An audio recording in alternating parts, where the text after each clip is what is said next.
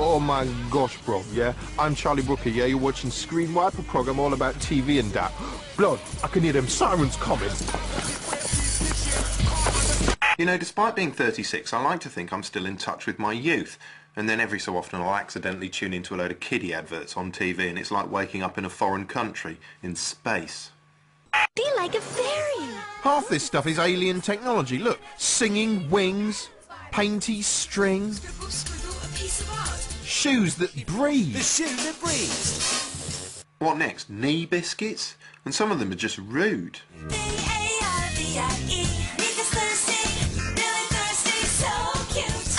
Excuse us. Good kitty. You potty. Barbie's pussy's dripping wet.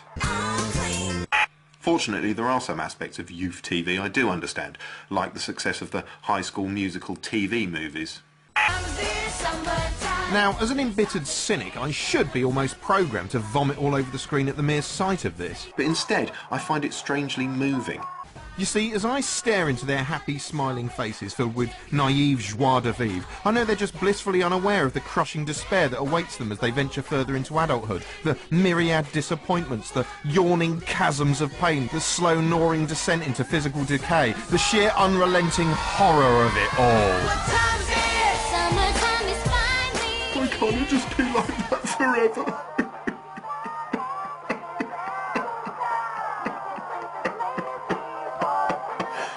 High School Musical 2 is complete fantasy, of course, but it seems there are some teenagers who really do want life to be that perfect, and MTV is only too pleased to rub them in our faces. At first glance, My Super Sweet 16 appears to be a sugary bit of reality drizzle about some irritating American brats. But the more you watch it, the more you realise it's actually a stone-hearted expose of everything that's wrong with our faltering so-called civilization. Each episode follows an unbelievably spoilt, rich and tiny sod as they prepare to throw a despicably opulent coming-of-age party for themselves and their squealing shitcake friends. Are you guys excited for this? Here we go, party!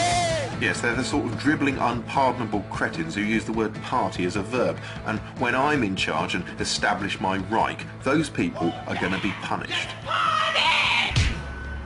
As will anyone who breaks wind for comic effect, men who wear flat caps, people who consider the Comic Sans typeface acceptable, and Capricorns. Don't know why I'm picking on them actually, I think I'm just drunk with power. Anyway, back to Sweet 16, and in this episode we meet 14-year-old Audrey, who wants her badge to be just so, reflecting her varied interests. Which should be easy because she's only got two interests. Number one, gaudy, awful designer label bullshit, and number two, herself. I love being the center of attention and everything has to be focused on me. For some mad reason, Audrey's every ridiculous whim is indulged by her mother, which is tricky because she isn't easily satisfied. I don't like this one. What's wrong with that one? It's poofy, it's ugly, it looks tacky. I'm not gonna wear it! For instance, here, her mum buys her a brand new $67,000 Lexus. Happy birthday! That's yours. But Audrey's unhappy because she didn't want it till the day of the party. I can't believe she's such an idiot. She just ruined the whole party. Everything. She just ruined everything. I say you ruined my life. I hate you. We're leaving. The party's off. Actually, I think this might be an Al-Qaeda recruitment film. Fortunately for whining snotface, the party itself goes with a bang. She enters looking every inch the cosseted flesh waste she is, and her and her nauseating idiot scumbag friends celebrate into the night, dancing, shrieking, acting like pillocks, and generally making you feel like getting down on your knees and praying for a nuclear holocaust. The weird thing is, that's exactly how the programme wants you to feel. It's even more efficient at creating instant hate figures than Big Brother, and that's saying something. And yet, just like BB, willing victims are queuing up to be featured on the show. Look, they love this shit. Love you, Audrey. In summary, our world is doomed. Now his poet and shambles, Tim Key. Can I Marunsa now, someone? My name's my name is Tim Key, and I'm more sort of poet, and I'm sort of I do poetry, and that's all still part of Screenwipe, which is Charlie Brooker's thing. So this one is about Deal or No Deal, which is Channel 4, and it's the Edmonds, not Evans. You've probably seen it, the boxes. Rowan looked at the banker's offer. It was £20,000 and 200. Or £20,200. What a sum! Well, he could visit Selina, his eldest, with that. And have money left over to purchase a horse for his surgeon. He looked at Noel. No deal, he said. This poem also tackles greed. Mike, Connor and Yolanda then all revealed hefty red sums in their boxes. And Rowan was screwed. He went home with a £5. Barely enough to cover his tearful phone call to his child. Poor old Rowan. It's also, I didn't mention it, but he's also very fat. Beauty is in the eye of the beholder, which is a pity, because this week the National Association of Beholders wrote to tell me that I've got a face like a rucksack full of dented bells. But balls to them, I am beautiful no matter what you say. Your words can't bring me down. And besides, in my own mind, I'm as pretty as literally any model you care to mention, apart from any of these.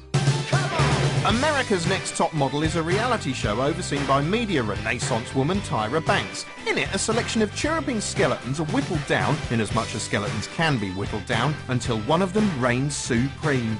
During the whittling process, the competitive love dolls take part in a variety of tasks at the behest of various fashion industry giants, such as Johnny Alpha lookalike Jay Manuel, the bloke from Lazy Town, and the incredible Benny Ninja.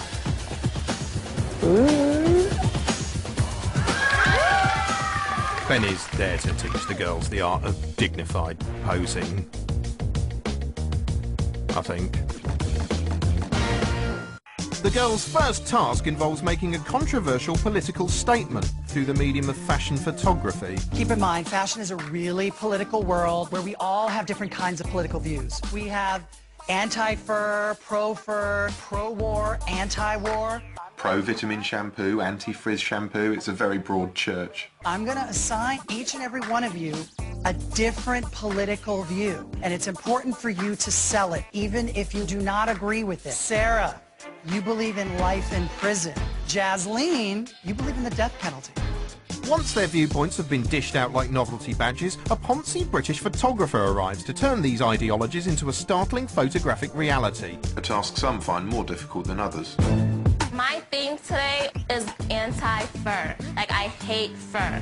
Actually, I really do like fur. I mean, it makes you look hot. I think Kathleen was very confused by the whole anti-fur kind of concept. She also didn't embrace that it was a political view. Perhaps the most difficult political view is assigned to swan-neck blonde JL, who has to oppose abortion in her photo shoot despite being pro-choice herself. Have some emotion and really believe it for that split moment. Really give it to me.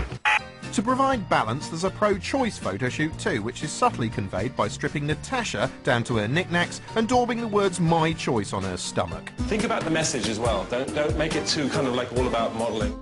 Yeah, pull a face like state-sanctioned infanticide or something. Anyway, the issues keep coming. Gay marriage, straight marriage, veganism, and pro-meat. I would rather see you kind of tearing apart a chicken. It would feel more editorial than picking up the hamburger. Once the photo shoot's over, the girls get some leisure time, leaving them free to get on with the important business of squealing like f***ing imbeciles at the drop of a hat. Watching this show is like having a knitting needle rammed repeatedly in your ear. You own LA! But sexier.